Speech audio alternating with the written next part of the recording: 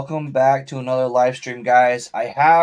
It's kind of a funny guest because this is the second guy that was ever on my podcast and the first guy that was not a co-host to be on the podcast.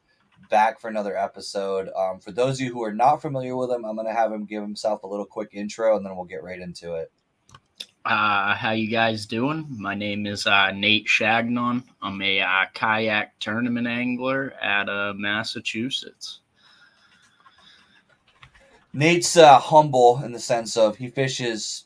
He's probably the only person I know that fishes as much as I do, and actually, to be honest, does a lot of the like trade show shit, and he gets around. He's definitely got a presence in the fishing industry for sure. So. I fish a couple of national kayak trails. I fish some regionals. I do the shows with a couple of companies, which is a really fun time of year. Yeah. But always just makes you itching to get back to the tournaments, though. Dude. So it's funny because I went to that New England show with these guys, actually. And that was my first, like, show that I went to, like, work at, I guess we could call it. Like I was there to just help Chris out and see if I could help sell some baits and stuff. And I think I'm gonna be doing the loop next year. Like I'm gonna talk to Chris about it and try to go to more of them because it's just fun, dude. Like it's just you meet so many people. It's crazy. You do. And it's awesome when you get to do like the ones out of state. Like we went to the Greater Philly one, and it's wicked cool to meet the people in Pennsylvania and run into the people you run into at only once a month at a trail event or something. Actually get to see them off the water and have a real conversation. It's a good time. What was crazy to me is being as like small time on YouTube as I am, that people recognized me. Like I didn't expect that. Granted, it was in Mass.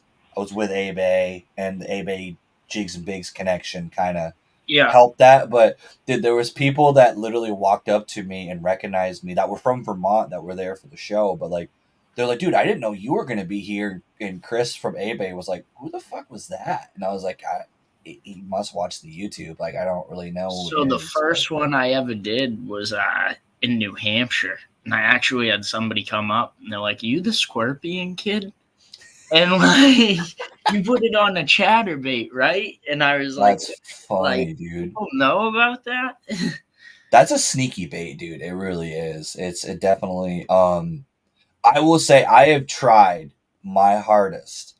I pour my own Helgramites, but that freaking fresh baits one, dude, I don't know. There's something magical about that bait. I don't know if it's the scent. I don't know if it's the softness. It's something. Dude. It's one of their trademarks, there's no others like it. Same with the Scorpion, those are very unique, man. They definitely get the job done. I mean, the Scorpion is what started it all. Right. Back in the day, it was just that. So yeah, it's crazy. I got actually, that reminds me, I got to get those out because I think those are going to work this weekend. But I'm actually fishing that tournament on Sunday, and chatterbait I think is going to play there pretty well. It's so we're supposed to get like 10 mile an hour consistent wind. Mm-hmm. And the way this place makes up is like it doesn't fish well if it's not windy. Like I would hate to fish. Like when it's slick calm, it's fucking awful.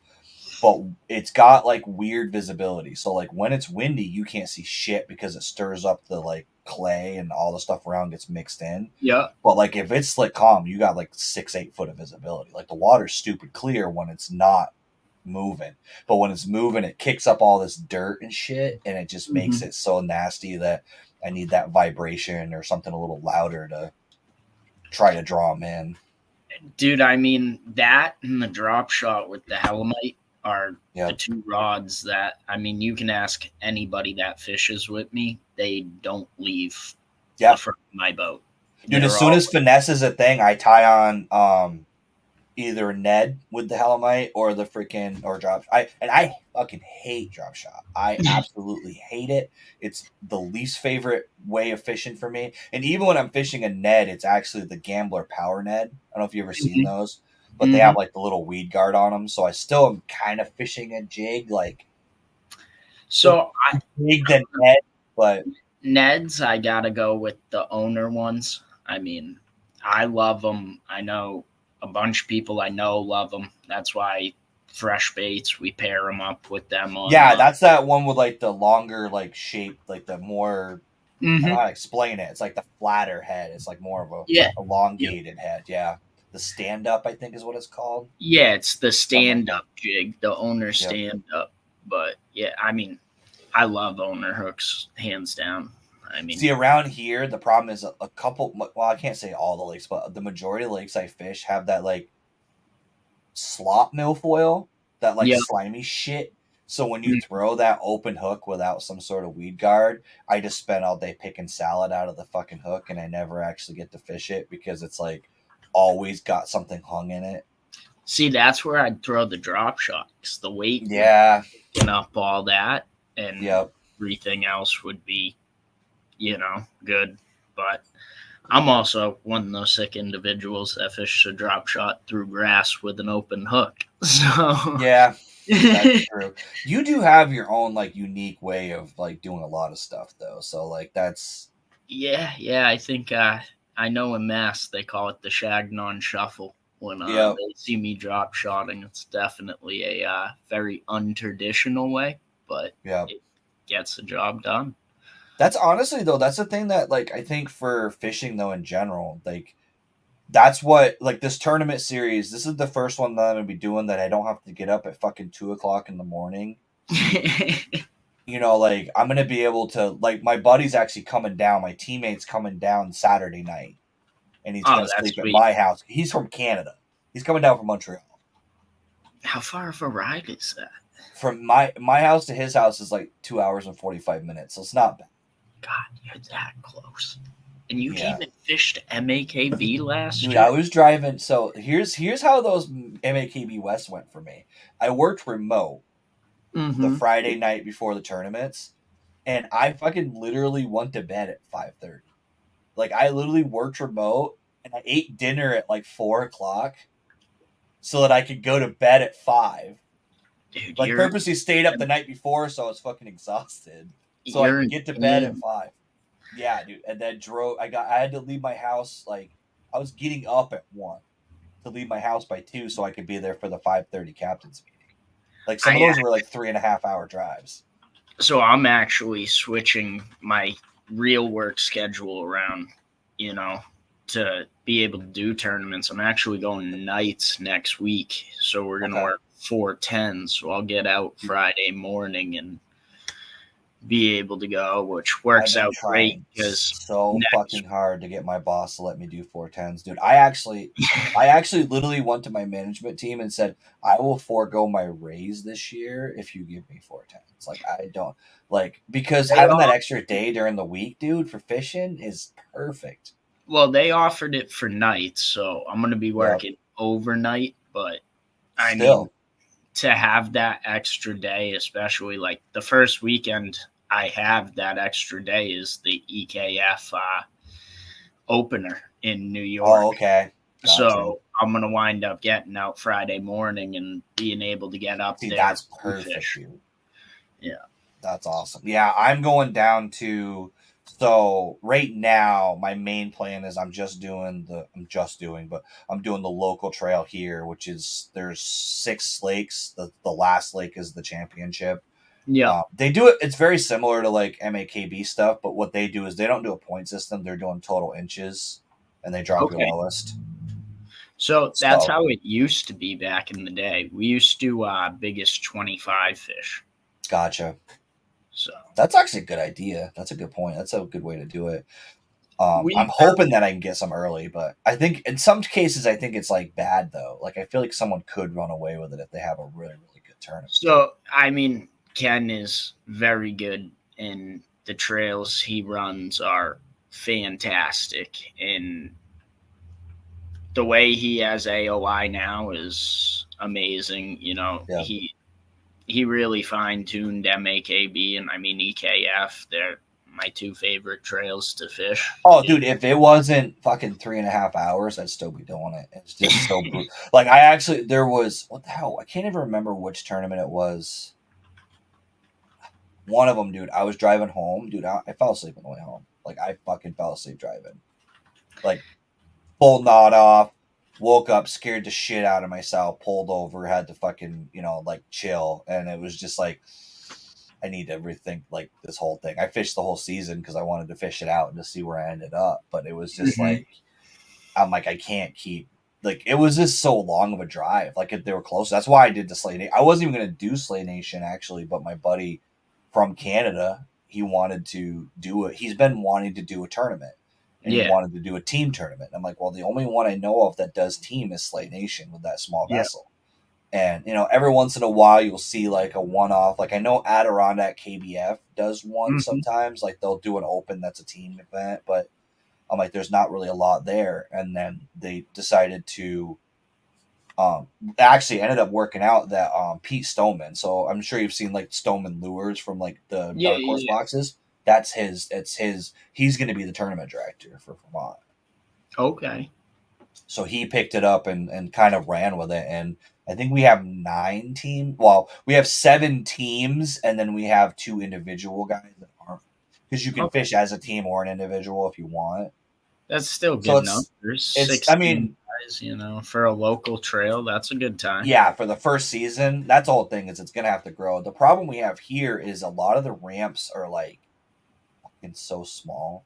Yeah. Like, we don't have, like, we would have to do probably a lot of, if we got a big like 20, 30 person like trail, like club, we'd probably have to do like road runners. Like, I don't think we'd be able to do like real one-offs. I first started fishing MAKB, it was only one division, and it was cool. We got to fish a bunch of like smaller ponds, and now, like, you can't fit them all in there. Yeah, there's a bunch we used to fish that you just can't hold tournaments on. I mean, like I said, Ken runs a great trail. When I started in 2018, it had 1 division. Now it's 4, and right, it's awesome. 4 divisions plus like the elite division, which is a little bit bigger, and I mean the EKF stuff is a whole different game. So EKF is an amazing trail. I mean, the best payouts I've ever seen.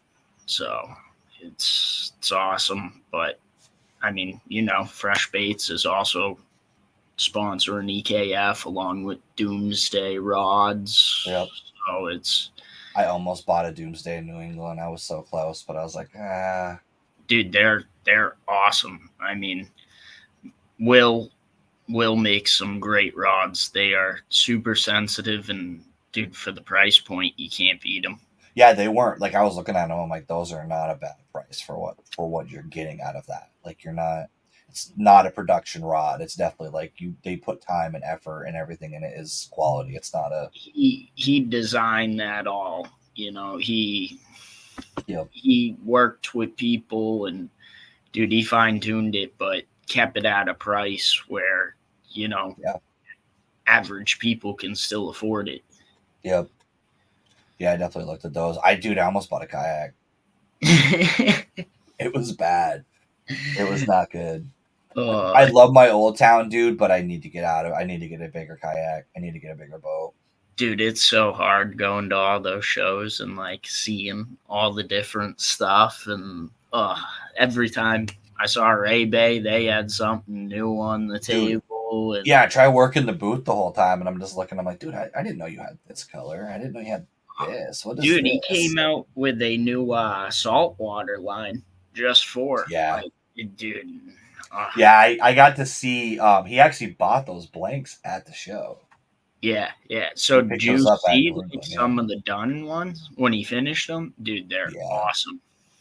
Yeah, he sent me some. The thing with those though too is like even if you're not a saltwater guy, those will probably work for like pike or muskie too. Oh, dude, I have one that I throw saltwater that'll absolutely work fresh. Let me see if I can dig it out. I just so happen to have my saltwater box here. Gotcha. Yeah, those. Yeah. Which way is the camera here? So that's like Absolutely, a dude. porgy swim bait, but dude, you can get that thing up in the rivers where like gizzard shad, Yeah. stuff like that. Dude, it's awesome. I love that bait. It's funny because, dude, it's Chris's fault, but I never was really that into glides or bigger swim baits. But I got some from him, and then I started fishing them, and I realized the value of them because I always had this delusion, and I was like, "There's no way anything's gonna eat this. It's too big. It's just gonna scare my fish." But then, dude, I was fishing. I was just practicing with them. Wasn't even fishing. Literally Mm-hmm. was bank fishing with them, and I was actually recording footage with them. And dude, I had 8-inch, 10-inch smallmouth following an 8-inch glide bait bag. Oh, Like the dude. fish was smaller than the glide bait, and they were pinned right to the back of it. Like they, even if they don't hit it, the value of it, I've realized the value of it is even if they don't hit it, you can cast into like a grass edge and pull them out and know that they're Yeah. there. And then you get an idea. Like you can use it as a search bait and get an idea of where they're at. Yep. So even if you don't catch them, it's good. For some reason, dude, they're just like, I don't know if it's like because it's just so big that they just don't think it's fake, so they just follow it or what. But like they're just like it's stupid what will follow those baits out. A lot of them, dude, it gets aggravating, especially It when you does. fish like these Yeah. 5 big fish, tournaments for Yep. X amount of time, and you're like, all right, I can just go put the big bait on. You Yep. watch so many follow, Yep. but they just And don't they compete. get to the kayak and It's just swim bait fishing. But I yep. mean, what I love about Chris is, dude, he's made a couple of baits for me that, like, I mean, dude, he's pulled the colors out of my head with no Yep. drawing, no nothing. And Yep. he can make some phenomenal paint jobs. It's dude, it's literally you could send him a photo and be like, I want this, but I want this a little darker. I want that like and you don't have to even tell him like what he can just like the whole time we were at the shop, dude, he was like we were sitting there like he was like looking at the bait like the blanks he Mm-hmm. bought and he's like, I know what I'm gonna do with these. Like he already like pre painted these baits in his head. Like it's So, crazy the detail he puts into each bait. It's nuts. dude, I've been I've been on the phone with him constantly for the past 2 months. We're we're working on something. That's all I'm gonna say about it right Yeah. now. But dude, he's the stuff he's able to paint is amazing. Yeah, I'm actually I messaged him the other day and I was like, "Hey, I think what I'm gonna do is design a color and then, you know, sell it through him, basically put a link up and have people like go check it out." But I've got some it's honestly what's cool about the custom bait painter guys, I think the coolest thing is you can get those OG baits that you can't get anymore. You get those old colors that were discontinued. If you can find a photo. For me, it's you get that lifelike stuff. Like, I Yep. mean, everybody sells a perch, but how many truly look like the perch you're catching? How many of Oh, those crappy colors or baby bass colors truly look like the ones? they don't. Chris makes such a realistic paint job. Yeah. And it's tough as nails.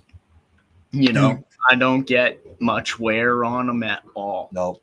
Dude, I threw the three jointed swim bait, that bluegill that he has, Mm-hmm. dude. And I threw that one day and I was casting up on a bank and I didn't see this like rock sticking out of the water, dude. And that thing bounced off of that Oh yeah, rock and it was fine. Like dude. didn't even have any like rash on it or nothing. It was awesome. I've hit some bridges with some of his poppers, and they still Yeah. come through. No paint missing, no nothing. Yeah. So do you got for you said you have a tournament coming up for so EKF, when is that one? That is next Saturday, Next Saturday. May 4th, I believe is the date on that. Um, Gotcha. I you're from that area. How do you pronounce that lake? I think it's Scanandaigua. I think is the pronunciation of it, but I'm terrible at reading. That's why I oh, do dude, it's construction. So Let me just pull it up. Yeah, it's the season opener. Super excited about it. Let me see if I can focus in. Yeah, there you go. Yeah, it's Scanandaigua, or I can't really pronounce it either, but yeah, It's in New that's York. dude. All those Adirondack lakes like that, anyways, they fish kind of crazy, anyways. They're a little tricky. Dude, there's some in Mass. Like, I know the people from Mass are watching. We call it Webster Lake. Dude, Yep. the real name of that lake, I mean, it takes up a whole bridge Yeah. as you're pulling in. Like, Yep. it's as long as the alphabet. Oh, dude, it's nuts. Like you go up by the Finger Lakes in New York, dude, and some of the towns and stuff. You're like, no, I'm not even gonna try. Yeah. It's like It's last crazy. names, you just. Yeah. You probably saw some of them because I know there's a few of those places up by like Cayuga because you guys went up there last year. I actually missed Cayuga. Oh, did you? Yeah. With my work schedule last year, I had to kind of pick and choose traveling, and Gotcha. now working the nights, I should be able to make a lot more of those traveling events this year. So, Dude, those traveling ones are fun. I'm going down to that Susquehanna, the Kayak Adventure Series the one. Bassmaster. It's Yep. actually it's the one Drew Gregory's putting on. It's actually Kayak Adventure Series or whatever I think it is. Oh, It's okay. like it's kind of a cool thing. The way he's doing it is it's a 2-day, but Yeah. it's a half day Friday. Huh. So you start at 3 on Friday. I think you fish till 6, and then it's like 6 to 2 on Saturday. But it's 5 fish for the whole thing. So the Okay. fish from Friday roll over. I'll be doing the Bassmaster one on the Susky in Yep. July. Okay. So. Yeah, I'll be texting you then because mine's in August. So I'll be like, "Hey, what did you figure out?" I've actually never fished the Susky, so it should be Yeah, I'm going down there for a week. So my work used to have this rule, and they re-implemented where you have to take 5 like consecutive business days off.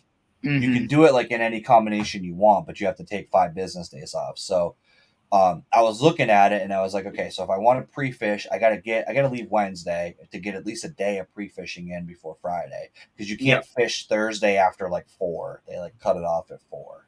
Okay. So I was like, well, if I go Wednesday, I could fish all day Thursday, but then I was like, it's fucking Wednesday. I'm gonna work Monday, Tuesday, and go fish Wednesday. I'm like, no, I'll just go Monday and just from a content standpoint, I don't think I'll have a problem making content fishing the Susky for 4 days. Like, no, I'll be able to make so many videos. Like, from what I've heard, it's supposed to be stupid with smallmouth, but we'll see if I can catch them or not. I've heard there's spots that are really good, and I've heard there's spots that struggle. So the part I'm gonna have a hard time with, and actually I was gonna talk to you about it between now and then, is I gotta learn how to fish current, dude. I suck at it. And I'm thinking like it's not the same, but I'm almost thinking like I might go hit the Connecticut a bunch of times just to kind of get some idea. There's a lot of current fishing that stays true. I mean, I'm definitely a river rat. Everybody knows that. Yeah.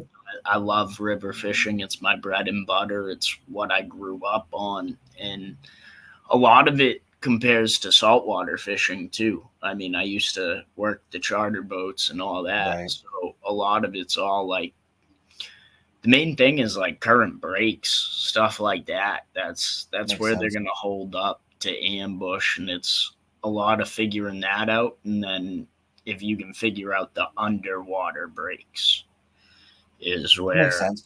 I mean, it makes sense because you're not going to have grass flats and moving rivers. You're going to have something that's got to break the water up. You do. Oh, really? But that will also break up the current a little bit. True. Right. That makes sense. So it's going to create that.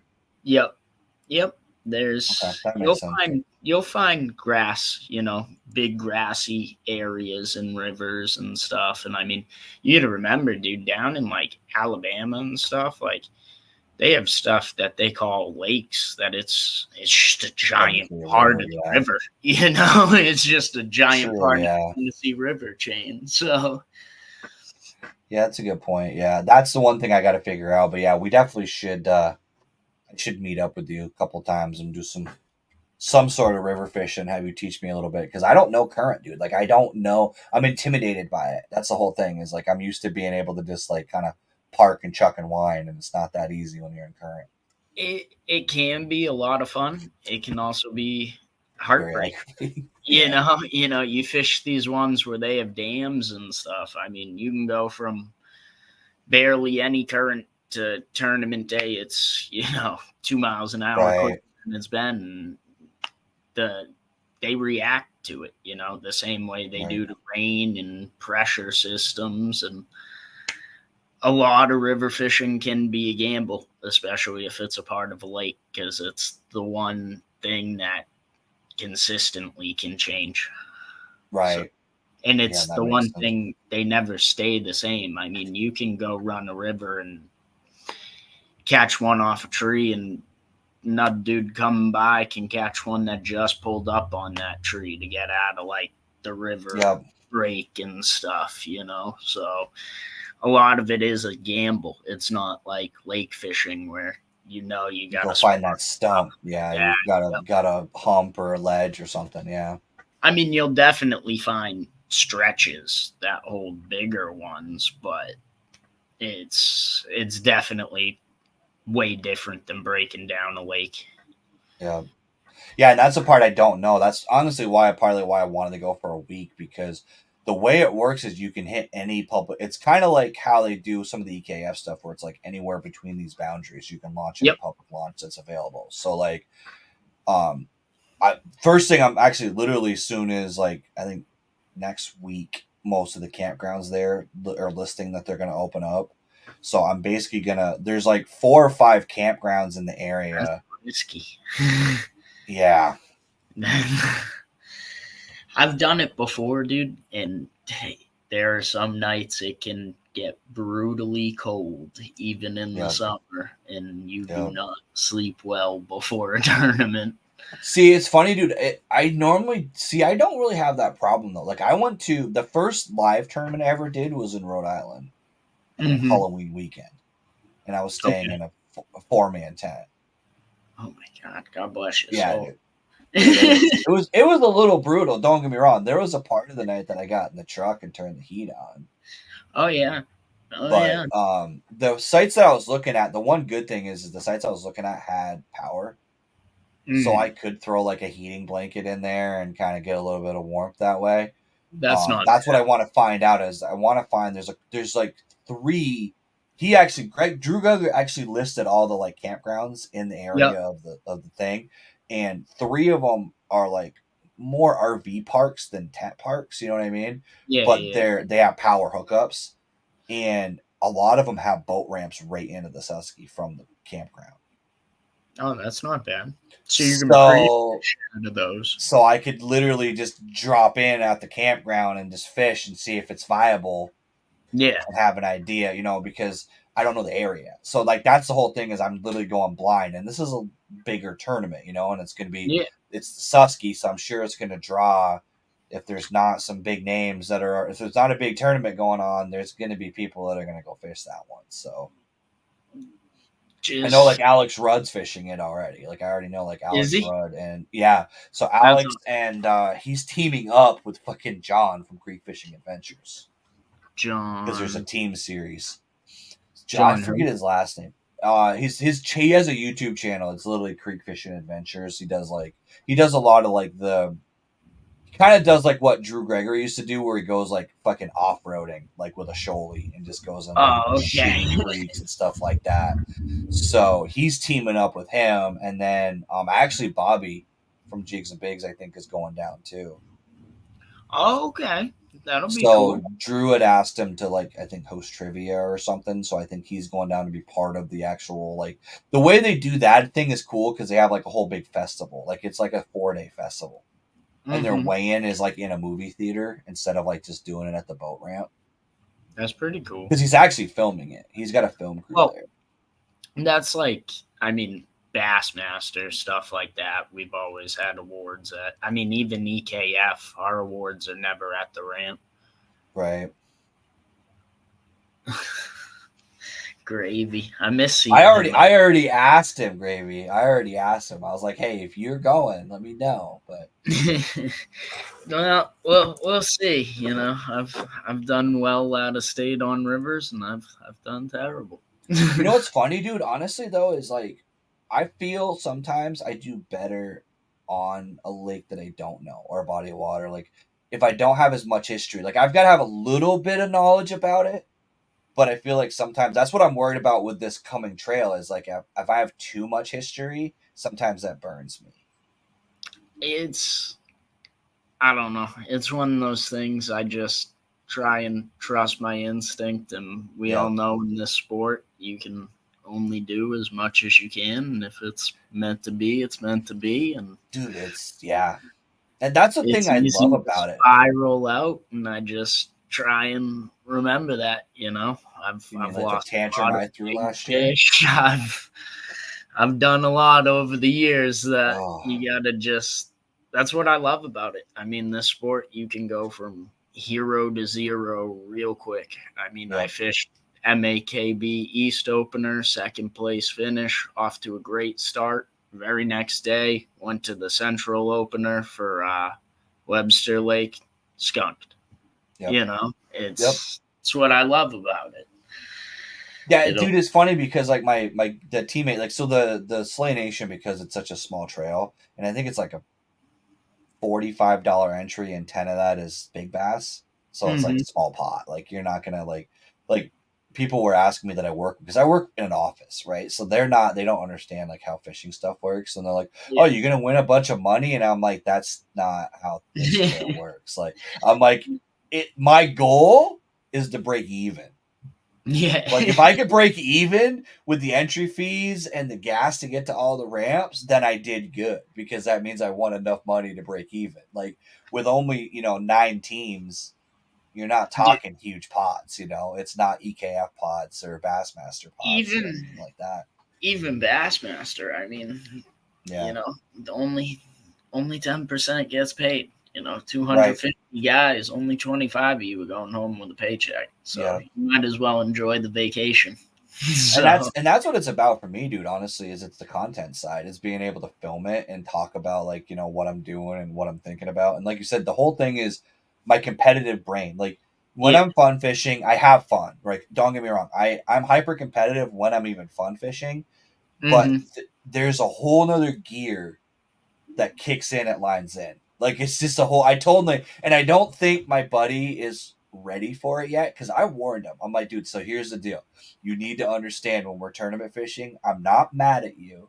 I don't hate you, but you need to understand that everything is just faster and everything is different when you're doing a tournament. Like I still try to keep myself in a fun fishing mentality, but it's just there's every fish has more significance than when you're fun fishing. So for me, like I was always competitive. You know, I was a three-sport athlete all through high school, all that. I was always just competition, but really I went through some stuff in life and then got into tournament fishing, and for me, I mean, I tell my buddies it all the time. It's my church. It's the only Yep. place that like something about being, especially a live tournament, like one day, like Yep. you early launch and you're watching that time, and for the next 8 hours nothing else matters but Yep. where you're gonna put that next cast. Yep. And Where's that next cast? And I told him, I was like, you're gonna watch. And he's like, what do you mean? And I'm like, you'll see when I'm fishing. Like when we're fun fishing, I'm talking. I don't shut the fuck up half of the time. Like I'm not like and then when I get into a tournament, you watch. I'm casting and I'm already okay, I'm gonna go fish that tree next. Like you're in the moment. Like you're living that moment for that whole lines in the lines out period. And it's just and honestly, like a fish is more significant. Like even a 12-incher, once you yeah, get that first fish, that weight, like for me, I feel like I have an elephant on my shoulders until I score that first fish, and then I'm like, okay, for now me it's it's get always five. for me it's always the limit. Like, The limit, you know, okay, I've caught four fish in so many tournaments, and it's yeah, like dude, something for me that fifth one is the hardest. I'll hit four in the first hour, and then Yep. struggle for 3 to put that 5th in the boat. And Yep. there's a lot of times I need to, tell myself it's probably you're overthinking. Just calm down, fish Yep. the way you were. But that 5th fish always haunts me. That's funny, dude. You know what's crazy though is like it's I almost would prefer to fish a little bit before I get that first fish, because if you get that first fish and then you have a gap, it starts to weigh, like it starts to fuck with your head, because you get almost like spoiled, like, oh good, I'm gonna have a great tournament, and then you go like a couple of hours and you're like, what the fuck happened, like what did that, what why, and it's Dude, like that's I don't think anybody's ever really lost a tournament because of what baits they use. It's all up dude, here. I've had a bunch of tournaments where you'll hit 3 in like the first 30 minutes. And you're like, all Yep. right, here we go, game on. Yep. And next 4 hours you Shuts won't right see down. a thing. And you're like, all right, well, that didn't go as planned. Yeah, for me, it's like that first hour and a half, and then that last hour. That last hour is like you will never rapid fire cast more in your life. Like you just Yeah. you want to get that last cat. Like you're fishing. I mean, maybe it's some guys don't. Like I know I've seen some guys just leave, but like I'm like that guy where like if the tournament ends at 3:59, I still have a line in the water. Like I'm gonna try that 30 seconds to get that fish on the board. Like that's just It how I operate. counts, man. I mean, we fished a cold water series for MAKB this year on Santuit, and I was having a rough day. I had a limit, but it was small, and I was thinking about leaving. It wasn't a real trail; it was just a Right. pickup tournament type deal. And dude, I stopped at the boat ramp. And I was like, you know what? I'm gonna stay, and Yep. with I think it was 3 minutes to go. I submitted the photo, caught a 21 and a quarter for like Yep. 6-1, and took lunker in the last 5 minutes of the tournament. Yep. So And that's the thing, dude, the adrenaline from that fish. Like when you get that fish and you see it, you get it in the net, dude, it's just there's nothing that compares to it. It's dude, your nuts. knees are shaking. Like for me, Yep. it's once I get the photo because Yep. So, I yeah. They jumped Alabama, aboard, dude. They Alabama, will. man, that one still haunts me. Yep. But No, I've done it, dude. I've had them. that one, nothing like watching the tail go across and your live photo, and that's all you got. So, Yep. no, Yep. no. Yeah, and there's some like especially smallmouth, dude. Smallmouth are the worst. Like smallmouth have a way of contorting their fucking body to get off that board. That's impressive. Like it's Dude, I crazy. have so many smallmouth spines still in my hands from so many tournaments where Yep. they are they are nothing like it. But they're also, you see them when they finally calm down, you'll get like another eighth of an inch out of it Yep. because they're just such like stressful fish. Yeah. Yeah, they're pit bulls, dude. They're just amped up all the time. Like it's crazy. 30 feet to 3 feet above your trolling motor in a matter of seconds. Yeah. Yeah, so the place we're fishing the second tournament's a reservoir here in Vermont, and it has a lot of like dink smallies. But Uh-huh. what's crazy about that place is every fucking one of them goes airborne. Every time. Every fish I've ever caught there, dude, they're coming up. I don't care if you're drop shotting, if you're fishing a crankbait, it does not matter. That you, as soon as you feel that bite, you just start pounding that reel because they're coming up, and you just got to get ready to fucking pull that rod down because they're coming out I every get time. so stressed. I get so stressed when we go to a smallmouth lake because I just know. I know. They're going to be Yep. jumping. You're going to be acting a fool on your boat, going, stay down, stay down. Come on, come on, come on, come on, come Yep. on. Like, Yep, dude. I've had so many. I had a video last year that I did that where like I literally lost like 3 smallmouth in a row. I didn't even put them all in the video, and then and it was like It was like cast, reel, hook the smallmouth. It was a treble hook. He shook it, cast again, shook it, threw another one. He got off right at the boat, and then finally, hooked into one. But it was just like the last fish. You hear me go, I don't know what the fuck is going on here. Like there's something about like the way they bite, man. It's crazy. dude, just wait till you feel them in current.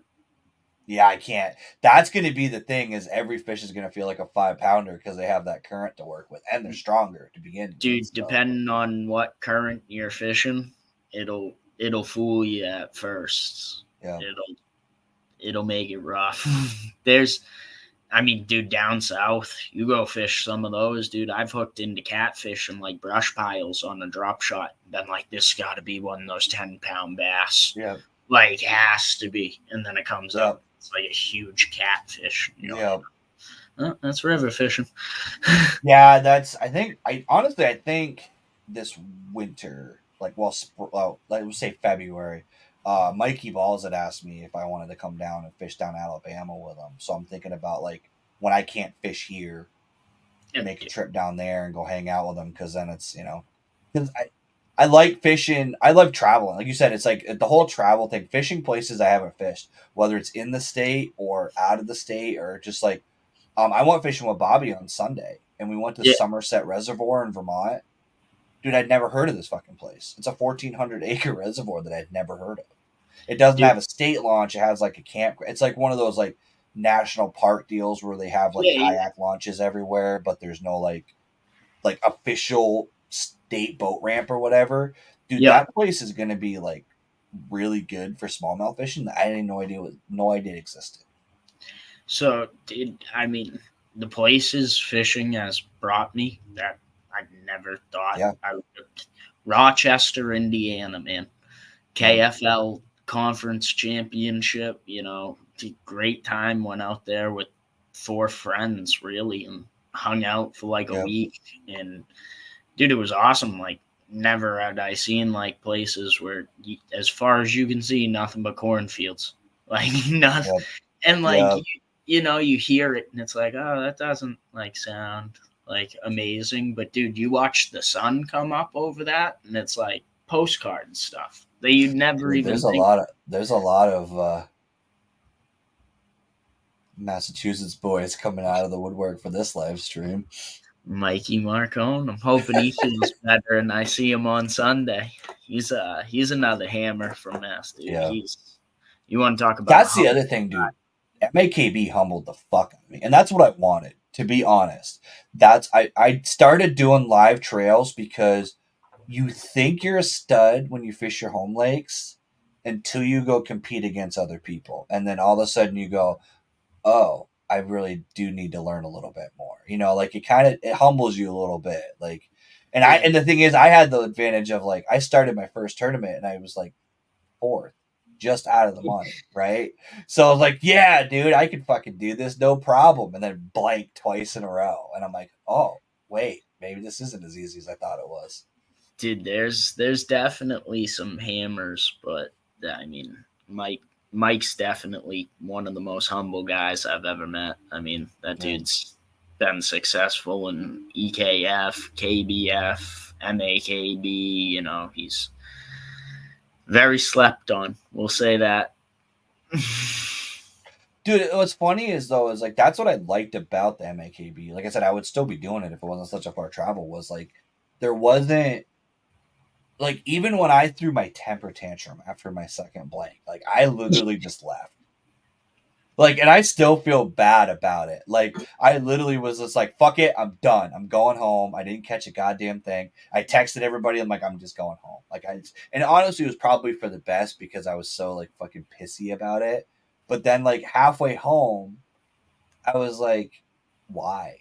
I'm like, it's fucking fishing. Like, I don't know why I got so worked up over it. And a part of it was, like you said, it was that frustration too, because I had a bunch of follows. So I didn't catch anything, not even a fucking pickerel, but I had a bunch of follows. And it made it worse because if I hadn't seen anything all day, I won over a couple fish that were kind of just hanging out at the bottom. I could see them. Literally dunked one in the head with a fucking Ned rig and it didn't even react. And I'm like, this is bullshit. Like, I don't get this, but dude, it tweaked my brain, man. We've had so many that you go fish and dude, you're throwing chatterbait for 5 hours, not a bite. And then you listen to the guy who won, and he's like, "Yeah, I got them all on chatterbait." I'm like, what? Like, it definitely makes you think. There's times you think you got it dialed, and you're not even close. And Yep. I think the there's thing is though, that's what makes it fun though, because yeah, like you don't know, like there is no reason why you should win over me or Mike should win over Gravy. Like there's no like I mean, there's competitive edges and there's guys that definitely have skill sets that are better suited for certain bodies of water. But there's any day you definitely could still catch one. there's definitely like more consistent people. I mean, Matt Right. Matt Conant. I mean Yeah. that dude's about as consistent as it comes. But there's Right. definitely a level of skill. But it's also, you need everything to go right, and a Yep. lot of it is knowing where to put yourself in the best position for things Yep. to go right. So Exactly. Yeah, it's crazy. Yeah, dude, I'm addicted to it, honestly. Like I've already like I started doing it that one tournament, and honestly that big bass tournament I did was a fucking fluke. Like the only reason I got into it was because they were taking the two best guys of each state, and Vermont only Mhm. had one dude. So all I had to do was catch one largemouth, That's it. and I was in. And I was in the championship, and then I ended up placing in the money in that tournament by catching one bass. You know what I mean? That's what was the format. But one 17-inch bass got me in the money because the fishing was that rough that day. But then, like I said, I traveled 3.5 hours one way to fish Massachusetts to come out of there with a fucking pickerel, and I didn't even enter into the pickerel lunker, so I didn't even get to score that fish. And then the next tournament, same deal. I didn't even catch a freaking perch or nothing. But then the next one I placed in the money. So it's like, you It always have those ups and downs, dude, and that's what's fun about it. it is, and you got to try and not stay down because it's a Yep. huge mental sport too. So Yep. you gotta ride the roller coaster, and when you're down, Absolutely. think about what you did wrong, but don't hang down there. No. That's what I learned, dude. And that's the biggest thing I learned was like just like I realized after that second blank, and that's what made me fish better the next day was like the next tournament was like I realized early like I wasn't doing the right like it wasn't the right stuff. Like I don't know if there is a right bait, but it was like I was changing too much and I was trying to do too many different things instead of just sticking with what I'm good at. You know I what I mean, mean? And I was trying to outdo myself and it didn't work out. there's some guys that are amazing junk fishermen, and they'll Yep. catch 5 bass on 5 different baits and just Yep. keep rotating stuff, and then guys like me that I try and find a pattern where I can just keep one rod in my Yep. hand glued and keep it going. But sometimes it ain't like that. Right. No, absolutely, dude. you So know. you've got the EKF coming up. Are you doing another Bassmaster? Or is that your plan to do another one of those? I know Yeah, you did the Murray one, right? I did do Murray. Yeah, yeah. Caught one fish, didn't I fish was gonna Sunday. say I didn't want to go any further Yeah, into it because I happened to check the scores and I was like, yeah, I'm not gonna mention it too much, but yeah, yeah, yeah. 117. So we had that in common. that's Um, yeah, but no, I am doing Susky. I'm gonna cool. try and run all the EKF trails. Yep. Might go do Hobie on Cayuga. Okay. Trying to think. And then MAKB. We got 4 divisions, so I hop Right, in. yeah, that's the thing is it's hard to like want to travel when you have I for those of you guys, I know some of you are local, some of you aren't. So MAKB, in my opinion, is like the trail in the Northeast. Like there isn't really a lot other than like there's a couple, but it's done well. There's the whole state is covered with different divisions, but it's like there's no like you can fish whatever division like you just fish it Yep. you get in the tournament and you're in it like it doesn't matter like So actually for the angle of the year you have to right you have to fish like a couple different yeah, divisions. you got to fish a couple outside the division, but you can sign up and get into them as long as they aren't capped. Right. This Saturday I will have fished every division opener this month, so I Nice. know there's a couple of us that have picked up everyone, and Yeah.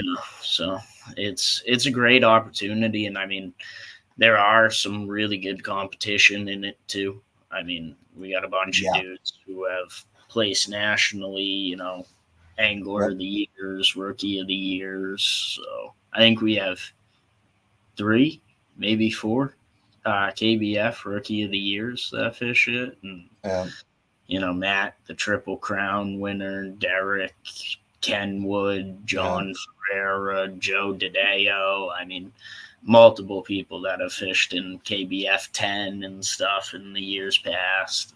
Yeah. It's a good group of Yeah. guys, though. I mean, it's also, and I should say girls. I mean, we got Chrissy. do have girls that too. But I mean, they become like family, you know.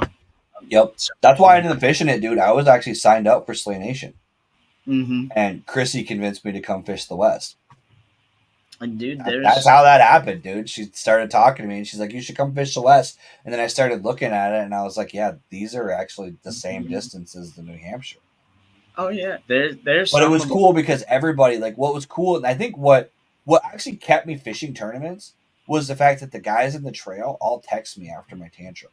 They didn't like say fuck him, he's being a dick. Like they all texted me and like, dude, it happens.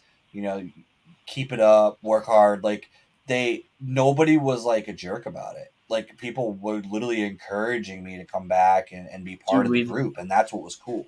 We've all been there.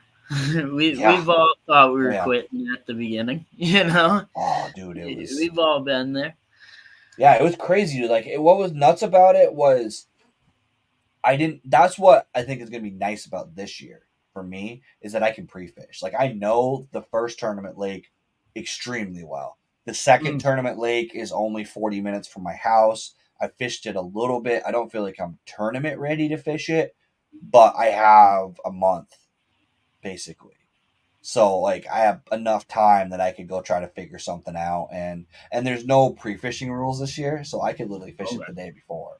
So like I could really go dial some stuff in early, Yeah. I'm sure that'll become a thing next year, but he's trying to like the other thing is most of the guys in this trail have never done a tournament trail, period.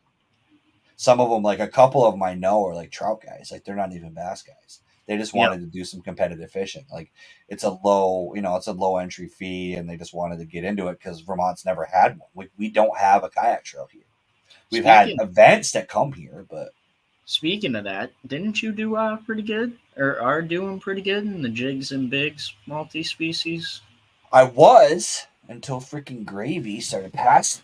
But yeah, no, I can't be mad at Gravy. That's I think I had like 5 or 6 species. The problem is I'm at the point now where this weekend I kind of got to focus on like bass. So the lake I'm going to Saturday is a tournament lake, but it also has walleye. It's actually the one I had told you about that has walleye. Okay, yeah. So water temps are at the point where they're probably moving around because from what I read, they spawn around like 55 to 60. And we were hitting like 52 last weekend. And we've had some cold weather, so it's probably been staying roughly around that same. So I might be able to go sneak out a walleye. And smallmouth I don't have, so that lake has smallies. So I might be able to get a couple points, but I'm not going to hit 6 points, which is what I would need to get the first. But I might be able to sneak into the money if I can. I'd have to probably go like catfishing or something. Like I don't have. Okay. I don't have a lot. Like I don't have a trout yet at all. I tried for a trout on Saturday. Actually, Brian, that was in the chat earlier, he's in the tournament trail with me. And I went to a local lake that has rainbows, and I pretty much spent the whole day trying to catch a goddamn rainbow and ended up not catching anything because I tried so hard to catch the fucking rainbow. But trout is like not my game, dude, at all. Here I am. I was in the private chat on here. I didn't even realize. Oh, were you? Look at the comments and stuff. That's funny. But yeah, dude, I like that multi-species because it's fun to like. It's good to double dip when you're already doing tournaments too. Like it's a good way to like you catch a pickerel or something. You're like, well, fuck, but then you're like, oh well, actually, this actually is worth something. But It's also hard, like with a money tournament, to like stop and weigh a bluegill. Like it's kind of like, is it worth the effort to do this when I want to get back to catching a bass? Yeah, dude. I mean, I love multi-species fishing. I mean, Yeah. I do all like the Massachusetts offers state pins for like Yep. all our freshwater species. I love, catching big perch, crappie, it just brings me back to being a kid, and it Yep. didn't matter what you caught. So I always try and do that and just reset the head because, like you said, focusing too much on bass and tournaments will Yep. eat you up. Well, the thing I learned too, the multi-species tournament trails, like the multi-species tournament that Bobby runs, what it Mm-hmm. did for me was it. I actually learned a lot because if you start targeting crappie and perch and bluegill, you start to learn sneaky little places that they live that you may not have necessarily knew they live, and you know where some of the bigger ones live. And at the end of the day, the bass are eating those. So like, if you Oh know yeah. where they're at, where the bait fish are, it starts to like trigger some thoughts in your head when you're bass fishing and go, oh yeah, dude, I know there's like seems to always be a school of crappie on this rock pile right here. Maybe there's some bass suspended around it. Like it starts to like mesh together, and then all of a sudden you start to be able to put some other pieces together that you wouldn't have thought of before because you're Oh, targeting those species. dude, I can't tell you how many times like I'll see perch somewhere and be like, oh, all right. So that bass might react to this now, like Yep. Yep. and it's amazing, like how much some of those panfish will act like bass. Like, dude, perch Yep. are cannibalistic as anything. Dude, perch crazy, dude. The biggest perch you'll catch will be on a perch colored lure for some reason. Oh Like I yeah, never understood why that was, but yeah, they do it a absolutely. lot. Absolutely. I got two state pin perch during the MAKB catch 'em all, Oh, and really? both of them came off the perch colored Megabass 110 Yeah, that got from dude. Berkshire Bass. Perch will hit weird baits too. Like I spent all day last like a week ago Wednesday. I spent Yeah. all day. Like I even brought fucking night crawlers. Like I was like, I just want to get this fish on the board, right? Didn't catch Yeah. nothing, right? And then literally said screw it and switched to a swim jig, and I caught a perch on a fucking quarter-ounce swim jig. Like Dude, I've done the it same. doesn't make any sense. And it was, I mean, it was an 11 and a quarter, Oh like yeah. almost as fat as the catch carbonate board, like Oh yeah. fat pregnant perch, like it had eggs coming out of it on the board. But like literally, I was like, I don't. That's the thing I've started to like realize is I don't really target species. I've learned to Mhm. just fish lakes where those species are because honestly, a lot of times you end up like catching them by accident. Oh, absolutely, dude. I can't tell you how many times I've caught them, jerk bait fishing, drop shot, just stuff I'm normally doing for bass. Right. So, All right, dude. We're going on an hour now. And I'm sure you probably got to work tomorrow. Are you still on? You're going on night shift. When you said you're going on that? Monday. So, yeah, still got one last day shift to go. That's And brutal, dude. we do have, at least where I'm at in Mass, we do have white perch. Yeah. We have a bunch of them. We catch a ton of them in the Taunton River. I Yeah. live basically like right on it. So there's a ton of them in there. Yeah, we got all sorts of stuff up here. I mean, Well, the supposedly Connecticut dude walleye alone. too. Totally. I just Yeah, haven't I found. dude.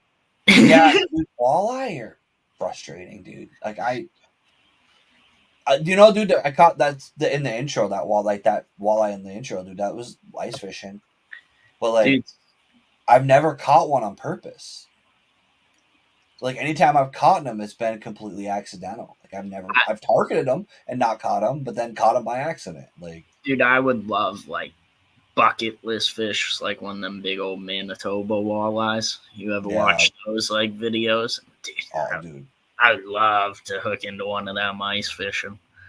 Like, yeah. That one I caught ice fishing, dude, was nuts because I knew it wasn't like we. Dude, the thing is, before that, we caught like a smallmouth too.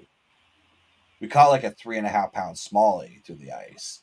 Oh, And like, dude, it's crazy. Like, cause the smallmouth was fighting like a smallmouth. So I've got fucking like, ice fishing line in my hand, but that fish is like doing oh like, yeah. I'm doing like this because he's circling that hole. Like, he's not just gonna come easy. Like, he doesn't want to come out. And then literally I caught that walleye after, and the walleye, after catching a smallmouth, felt like I was pulling up a log. Like, he was just pulling straight down, and he See, was not having it. I'm one of those ice fishermen. Like I've come to the point that I love fighting them on a rod and reel. I love hearing that. Yeah, I So could I see mean, it. every time I'm doing it, it's usually like knife fish pro or jaw jacker Yeah, paired with like a circle tackle rod and yeah. circle tackle reel. Because I mean, the hand stuff's fun, but I mean, how many times does that line freeze up and It's a pain in the ass, dude. dude, We you had that get same day we caught that walleye. I was so pissed off. So the thing is I didn't. I actually don't even like ice fishing. I just needed to get out of the fucking house. Like, I hate ice fishing. Honestly, it's a lot of work. I'm usually tired. It's fucking cold, but like, I needed to get fishing. So I was like, screw it, we're gonna go. So like, dude, we had an hour and a half stretch where we set up everything, right? We had everything all fucking rigged up, all the tip ups were out, and I wasn't paying attention or whatever. So we had one tip up go off and there was no bait on it. And I'm like, okay, well, fuck it. I'll go check all the other ones. All of them had been stripped. Yep. So I had 8 tip ups. And I hooked the minnows and I use like a circle hook with a pretty good sized barb. That minnow's not getting off that hook on his own. He's not ripping his own spine out to get Yeah. out the hook. So something took him off there. And then Well, literally as soon as we reset, dude, we caught a pike and then we caught a smallmouth. So there was a school of predators. We yeah. just weren't fucking seeing the tip ups because the ice, the water froze, or they were just hitting them just right where they weren't setting them off. So the rod, you get those noodle rods or you get them fucking ice fishing rods, you're not missing a bite on those things, dude. You feel Well, everything. dude, you can set them up too, and I mean the iFish Pro is great because it actually sits over the hole, and Right. it's got a flag, and you just leave the bail open, and they'll take it Yep. and run, and that flag will go. It keeps it from being frozen. Take the rod out, Yep. set hook, and have fun. You know, Yep. and I mean those circle tackle rods are so much fun, dude. I've bent them to my elbow and just Oh, yep. sizzling line. So I'm Dude, what's actually funny is I'm a little bit what's that? sad. This was the first year in forever I actually didn't go ice fishing once. I wasn't gonna, and then like it got to the point where up way up north, Carmine, like St. Mm-hmm. Albans, like, well, you probably when you fish, did you fish the Vermont EKF on On Champlain? Connecticut River. No, the one they did on Champlain, because that was in the same kind of Oh yeah, area. yeah, yeah, yeah. Yeah, because we were up in St. Albans. That's where we were. With Lake Carmine's in that kind of same area as where that event was. Okay. Um, that's where we caught that walleye and the smallie and shit.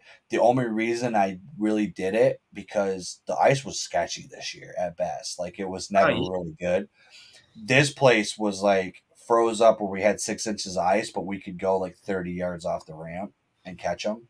So I was like, I was iffy about, like, there was 4 inches in some places and 6 inches in other places, and I was like, but I'm 30 yards from the ramp and about 15 feet of water, so it's a little, I'm not that it's any safer, but in my mind it was safer, like, I'm comfortable on 4.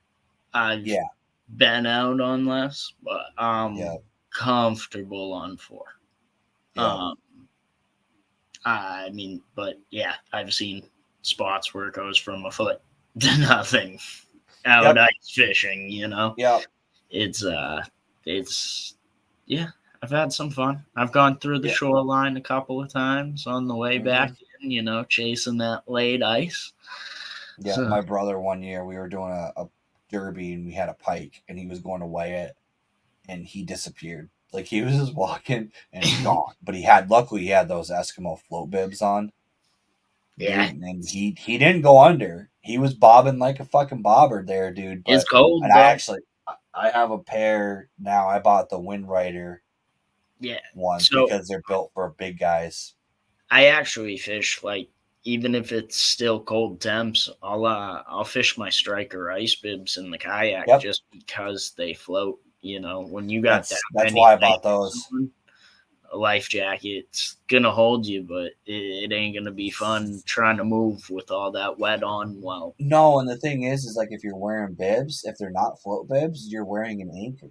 Like yeah, they're gonna water and they're gonna fucking drag you down. So that's why I bought some. I even when I'm gonna use them this year, like in the boat too, like in the fall fishing for the boat, like just because something happens, like you said, the life jacket's only gonna do so much when you have I all mean, that extra layers on. in the winter, for me, what it is like, you get all those extra layers wet, and I mean, we all know Yep, in the winter, like hypothermia is a real deal. And I mean, yep, I've been out open water kayak fishing in January here in Mass. So it's yep, like, the less energy you have to use if worst case yep, scenario happens.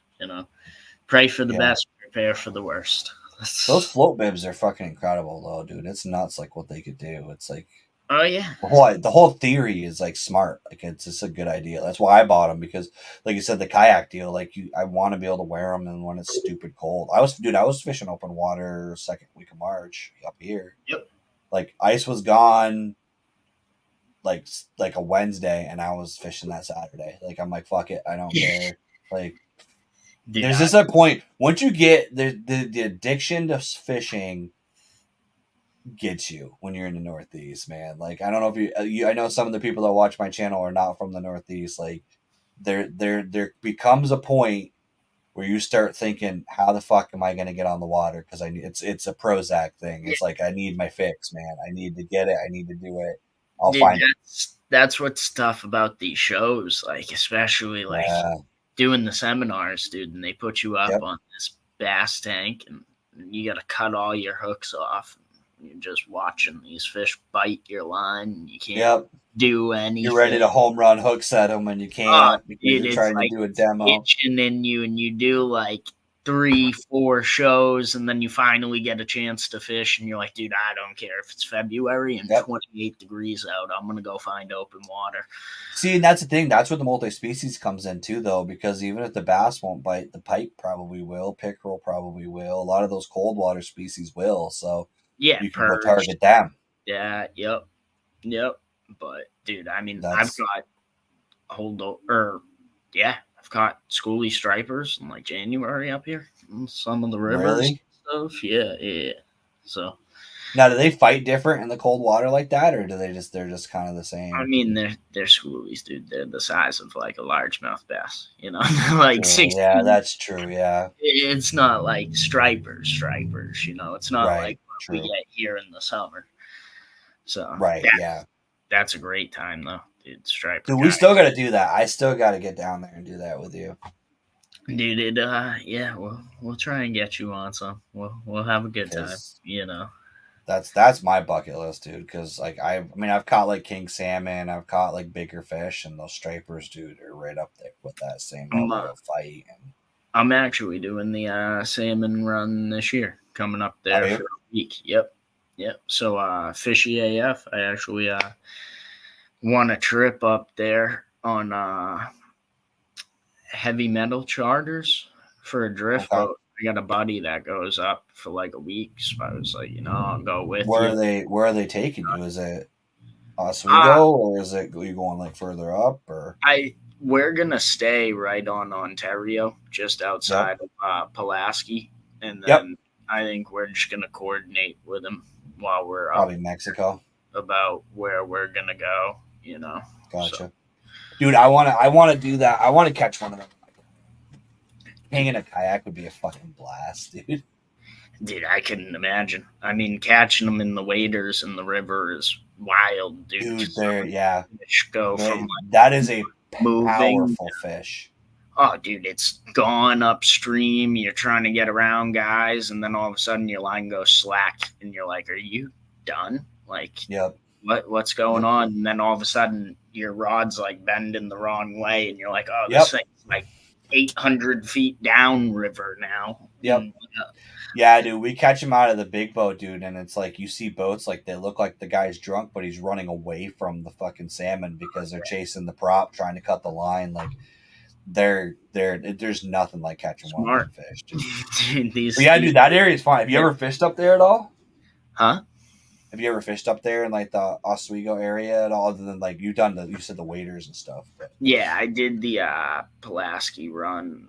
yeah, I can't remember what rivers we went up. I just know we stay like on Ontario, but no, I mean I've been up to like Erie and that, yeah, but that was all bass fishing stuff. So yeah, dude, Ontario, the Oswego, like Pulaski, Mexico, New York area. mm-hmm. If you want to go to a fishing area, dude, that area lives or dies by the fishing industry, dude. It is Oh, not. dude, Pulaski, you can tell like every It's crazy. restaurant had to do with it. Dude, Like, every fucking gas station has a tackle store, and I mean like a tackle store. It's yep, not your traditional like Northeast. You've got some eagle claws and some bobbers. No, they've got fucking Dodgers and cut bait heads, and like dude, it's nuts. it's wild. It's so cool to go some of those places. Same thing with like you go some of those places down south, dude, and like Yeah. random gas stations will have like jackhammers and stuff. Yep. You're like, what? Yep. Yep. What's crazy in Pulaski is actually literally, dude, they shut down a lot of stores in the wintertime. I've been up there, like I have friends that live up there. I've been up there for like Christmas time, and there's like entire gas stations that are just closed. I They can just see board. They're just board up and shut. Like after the salmon runs over, they basically close up shop until the browns come in the spring. Like that. when the steelhead and browns come in, they come back and they open. But other than that, dude, they're closed for like the off season. You can tell because you like roll into town and like, dude, Fat Nancy's is packed. You know, the Yeah. gas station's packed, and then you go salmon fishing, and you get like quarter-mile down the road, and it's like Amish wagons Yep. and like horses Yep. and farms, Yep. and you're like, whoa. Yep, dude. Fat Nancy's is that's another experience, dude. That store is cool as fuck. Dude, that's an experience. Just seeing like, dude, some of the mounts they have up there Yep. is wild. Wild to think that Yep. that fish Yeah, was that pulled place is out cool as on fuck. like fly rods and stuff, dude, is nuts. Yeah, the funniest shit I ever saw when I was young too, because I've been going up there since I was like 14. Yeah. Is we heard a guy laughing. We were going over the bridge in Pulaski, and we heard him laughing, and we pulled into like the fucking like a little fishing platform they have there on the other side of the bridge. Yeah. And dude, he had like a 14-foot John boat, and he had his fucking feet braced against the front of it, and he was just holding on, and that fucking king was dragging him upstream, and he was just laughing his ass off. His rod was fucking bent all the way over, and he was just, and the whole time he's just laughing and just waiting for this fish to tire itself out. And if that doesn't show you the power of those fish, they're literally dragging a grown man in a boat upriver, and he couldn't do it. He literally just wait till the fish got tired so he could bring it back to the boat. Like that's how those fish are. It's nuts. I'm telling you, in the waders, it's wild, dude. I can't imagine. People know, like, you go there on an up here, that current's going, there's holes, and dude, there's a million people, and you're trying to get around them, and dude, you're nervous about where you're stepping. This thing's running so bad, like smoking the reel, and it's wild. It's wild. It's definitely an intense time. But yeah, we'll probably wrap it up right there on that thought. We'll have Nate back. We'll probably bring him back a little bit later on. We'll do a little catch up on how he's doing on tournaments and stuff like that. When did you sign up with Fishy? I know that's a kind of a new sponsor, right? Yeah. Or sponsor. I said sponsor, but I just kind of like threw that out there. I don't know if they're sponsor or not. But pro staff, for Fishy. So they actually, I've known them for a couple of years, and finally this January, we decided to work together. Still a lot of love for Hookset Hoodlums. Love those guys. Love the team members I met there. But fishy, family Fishy's got friendly. some cool stuff. They do, dude. And you want to talk about the multi-species. The coolest thing about them is like they offer the ambassador series where Right. if you wear their stuff and catch like 5 different species, you get a discount code. And the more species you catch, the better stuff you get That's and cool. stuff like that. But no, they're awesome people. Great people, Jenny and Casey. They do some great events. I mean, we're going deep sea fishing May 19th. Yep. You can find the link for that on their website. We do like Christmas parties, stuff like that. And That's they're cool. wicked good people. So, yeah, I saw a bunch of the stuff at the booth. I was like, that their clothes look pretty cool, dude. Like they have a lot of really cool gear. Dude, they have a bunch like Yetis. They got all sorts of stuff. Even my shot glasses are fishy AF. Yeah, yeah. So, They have like everything, dude. It was nuts. Like I was watching, they were drinking out of like pint glasses that had their logos all over them and shit too. Like, dude, that's another thing through the shows. I met a lot of great people that I've been willing to team up with and be pro staff with. I mean, the list of them now is crazy to think. yeah, dude. I've seen your jersey. I know. I got another new one actually since the Connecticut show, and that's Heat Your Meat. Okay. Yep. He does like cooking rubs and stuff. So I've definitely had some of their stuff for sure. Yeah. Us outdoormen, we love to eat. So I do have some discount codes for fishy. It's Shags AF. Heat Your Meat is HYM Shags 10. If you guys want to check those out, fresh baits, Shags 15. Also check out, Circle Tackle, Berkshire Bass, Doomsday Rods, Yak 3D. You can find him on eBay. EKF, you guys are in the Northeast, you're looking for kayak trails, check that out. Yeah. Anything else I'm forgetting? eBay. Right there. eBay. I mean, that's true. Yeah, eBay. See, I don't know why I forget about eBay, but yeah. Can't forget them. I'm staring at the logo. I think that's why I thought I mentioned them. Honestly, that's why I wear the hat a lot of times because I always forget to plug people. So I'm like, at least the logo is right there. So yeah, definitely check them out. Like I said, I'm in the works with them on something. We'll definitely be announcing it sooner than later. So be on the lookout for that as well. Cool. And he does have Instagram, guys. Follow him on there as well. Follow his page. He puts up a lot of posts, and sometimes I talk shit on there, so you get to see me say stuff on there too. So. Yeah, guys, we'll end it right here. We'll let him get ready for his last day shift before he switches over to nights. I appreciate it, man. It's always fun sitting here talking with you, man. All right, guys, we're gonna end this right here. We will see you next week.